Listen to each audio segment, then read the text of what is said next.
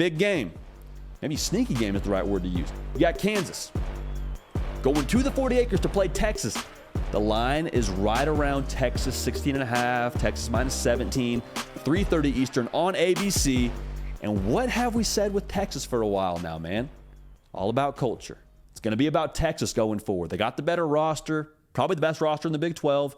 You already beat Alabama, so you're kind of over your biggest hurdle. You got Red River next week. This is a look-ahead spot for Texas. Do not get it twisted. If Texas does not play their A game, if Texas takes their eye off the ball and they don't want to play to the standard they have cultivated internally there and kind of revert back to old Texas, I throw that in quotes for y'all on podcast, old Texas, well then things get interesting. Because I wholeheartedly believe Kansas, the reason why we didn't talk about this during our upset segment, yes, the spread would indicate if Texas wins, it's an upset, or if Kansas beats Texas, it's an upset rather. Kansas is a good football team. Kansas got a good quarterback in Jalen Daniels, who's got a sick necklace that plays his highlights. I'm all about that. Lance Leipold, good football coach. Like, there's nothing gimmicky about them. Andy Staples and I talked about this last Sunday. Not just a gimmicky football team. Like, this is a good football team to where if you don't bring it, they will beat you. So there's a reason why they have the juice they do right now in terms of what they are in the college football landscape. I'm telling you, man, if they win this football game, one, I promise you, they would love to send Texas out of the Big 12 with an L. That's the first part of this. The other part, it would be a statement for Kansas. It'd be a statement for Kansas. All this buzz around basketball and what they've been, like I've said it really since last year. Some of it's tongue-in-cheek, some of it's dead serious. Kansas is making strides to be a football school. You can be good at both, and Kansas is making the case to do that. A win over Texas would be a nice little statement, a nice little notch in the belt for them as they send Texas out of the Big 12 Conference. Make sure you're subscribed. Make sure you're dialed in here. College football, only college football, all right? Appreciate y'all in advance for that. Follow me on Instagram. Follow me on Twitter, @JDPiquel. Thank you so much. So the spread, we say this on here every single time we see a spread like this. Anytime you got double-digit spread, it's over 2 touchdowns. Spread is what it is for a reason, baby. Like, there are some clear advantages that Texas has in this game. There's a reason why they're favored by 16.5, 17 points. So, for Kansas, we got some non-negotiables if you're going to win this football game, all right? First of which being, we got to play clean offensively. This cannot be a game that's sloppy for Jalen Daniels, and he's, to his credit, done a good job taking care of the football, knock on wood if you're a Kansas fan. This has to be a clean offensive game where we don't spot Texas extra possessions. One, it's hard to win any football game when you give the football away. That's the first part. Second, you really want to give more ammunition to General Quinn Ewers and Steve Sarkisian in that offense and give them a chance to score more points? Don't think so. Don't think so, especially not in Austin and not in this spot for Kansas. Other part of this, when we get in the red zone now, I don't even want to see that kicker. I mean, I want that kicker in sweats on the sideline. Hey, is he playing? Yeah, he's playing, but not really. Like, no kickers active for Kansas in this game outside of kickoffs and punts. And even then, punts, I don't know if you really want to punt all that much. You hear what I'm saying? The sentiment here is we need 7, not 3 in the red zone. You can bring the kicker out for an extra point. I don't want to see him for a field goal if I'm Kansas. We need touchdowns. You're not going to win this game trading jabs for haymakers with Texas. It's got to be touchdowns. Has to be. Credit Kansas. They've been phenomenal on third down. They're best in the country this year on third down, actually, offensively. Right around 65% is how they're operating. That needs to continue. Got to extend drives. Got to touch the paint. Has to happen. Non-negotiable for Kansas. A big matchup in this game that I'm watching is the talented Texas wide receivers. I mean, they've got more ballers than the N1 tour versus the Kansas defensive backs and the physicality they play with. Because you turn on the tape now, and that's something we do on this show. We turn on the tape. We actually watch the games and watch the matchups. We don't just kind of give you our feel for it. Kansas is really physical in the perimeter. Like, they have some big body DBs that have long arms, that are lanky, and they like to get in your grill, and they will do that against Texas.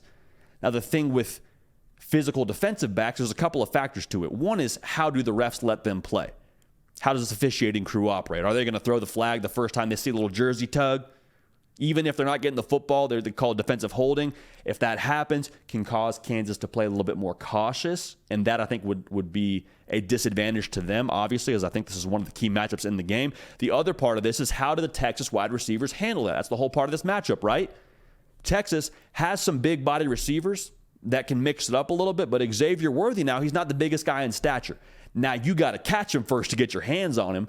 But I think whenever you play physical DBs and whenever the refs aren't calling it a certain way, there's a potential now for guys to get frustrated and to get upset and to get impatient. And you can't have that if you're Texas. And if you're Kansas, you absolutely want that because that limits what they can do in the pass game. So if you jam, if you're able to get some press coverage in your Kansas, a couple of things happen. You create quarterback pressure more than likely if you're Kansas because you have to hold the ball back there for a little bit longer if you're Quinn Ewers. And also, we saw this against BYU if you're Kansas. You just create havoc in the pass game. Like you have a better chance to tip the football. And if there's a tip, the saying in football is tips are picks. That ball's up in the air. I promise you, 9 times out of 10, bad things are happening for the offense. Good things are happening for the defense. And we got chaos. Kansas wants to cause chaos in the secondary. I promise you, that is a reality for them they would like to live in.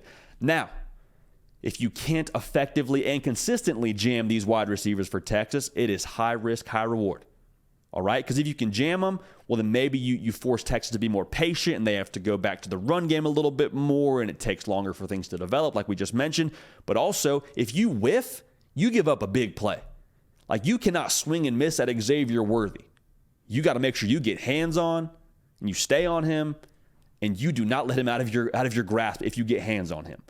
Because if you swing and miss, you're not going to be able to retrace and catch up to him. It's probably a big play, and that fight song is probably playing for Texas, all right? And you're probably on the sideline saying, Coach, I don't know, I tried. And you're saying, well, hey, tried wasn't good enough. They just scored 6 points, all right?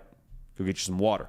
That would be the reality for Kansas if they don't play that way. And that would be a good thing for Texas. So going back to the Texas side of things, it may take some patience. They may have to scheme around it. I'm curious what they do with Xavier Worthy if he sees a few more snaps in the slot than usual, and maybe they go to A.D. Mitchell, who's, again, big body guy. Like, he's going to be tough to press. Best of luck to you. Or maybe Jatavian Sanders eats a little bit more in this game. Maybe they match physicality with physicality and they make sure that he gets his touches like he did against Baylor. So keep an eye on that. I think it's a key matchup, and I think it'll dictate the pace at which Texas plays at. Now, going to the offensive side of things for Kansas and the defensive side of things for Texas, the Jalen Daniels ad-lib special against the Texas team speed. In a game like this, man, if you got a quarterback, you got a chance. And Kansas has a quarterback. This is the variable, too, if you're Texas, that's just difficult to scheme for. You drill it during the week. You drill the scramble drill. You chase around the scout team quarterback. Maybe you even put a skill player at quarterback to try and simulate what Jalen Daniels does. But at the end of the day, man, like when you get out there, when it's 11-on-11 football and it's live as it can be in front of however many thousand people, it's reactionary. The scheme will help you as much as possible, but whenever Jalen Daniels breaks contain and it's a brand new play, like that's the moment of truth for Texas. So if they don't handle that well, it will give you fits, and it's going to be a thing that you have to solve for, I think, throughout the duration of the game. It's kind of like a little mosquito bite. Like once you get bit, man, once Jalen Daniels gets a little bit of rhythm going, it's going to itch. It's going to bother you. It's going to be a thing that you have to deal with probably for the majority of the game. And when that happens, his confidence grows, and Kansas is probably getting to hang around. All right, so keep an eye on that, especially early. That'll be a tempo setter for them. But if they do handle it well, and they do in the first quarter get to him and sack him or force him to throw it away, or heck, let's be crazy, say they force an interception or two against Kansas. That was in our non-negotiables. Can't have that if you're Kansas. Then things can kind of start to snowball, and then Texas gives it back to the offense. You score points. Kansas belief starts to shrink. The good people on the 40 acres get into it. It's a party in Austin. All right? Have that place looking like 6th Street. That's how it would be. The difference maker for me in this game, though, the Texas line of scrimmage, especially on the offensive line. Forget what the box score says. Forget what the average yards per carry says. We got to see Texas up close and personal when they played Alabama in Tuscaloosa. I understand Texas, they haven't left for the SEC just yet, but the way that offensive line looks, man, those are some big dudes. Oh, those are some big boys now. You better eat your Wheaties, maybe a double dose in the morning to make sure you're ready for that one. I think Texas, even if they have issues in the pass game, and again, that's a very big if, that would require a lot of Kansas to be physical on the perimeter. Even if that happens, I think you can lean on this offensive line. I've barely talked about Quinn Ewers in this game because I think ultimately, if they're able to win outside, he'll deliver the football. I don't think this is a game where Quinn Ewers just goes out there and lays an egg. I think he'll have to manage the game a little bit if they have success jamming those wide receivers. But all the way back to my point right here, if it doesn't happen early, you can lean on the offensive line and have those big boys up front, dictate the tempo, take the air out of the football game, and maybe even ultimately cause that secondary to have to do some extra things. And then the big plays open up downfield. Bottom line, that's the difference maker for me. The Kansas size just I don't think can match up with Texas's physicality ultimately. Even though Kansas has been good against the run this year, I think Texas just brings a whole new level to this football game for them. Final score for me, I think Texas wins 41-24. With that being said, I wouldn't touch the spread. I know you're seeing different lines out there. With this score, I wouldn't even waste my time with it. At the end of the day, I think Texas wins. And if Texas wins a game like this, we said the spot itself is tricky. A good Kansas football team. You're at home. You already beat Bama. You got Red River next week. So it's impossible to not just look ahead just a little bit and peek over the top and see, okay, we got Oklahoma. Let's get after it. If you take care of business the way that I think they can and will take care of business, more evidence now, another piece of proof that just says, hey, new Texas.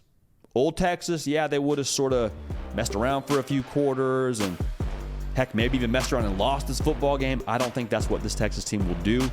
And I think this is more evidence of what Steve Sarkisian has done during his time in Austin. It'll be a lot of fun, man. I can't wait to watch it.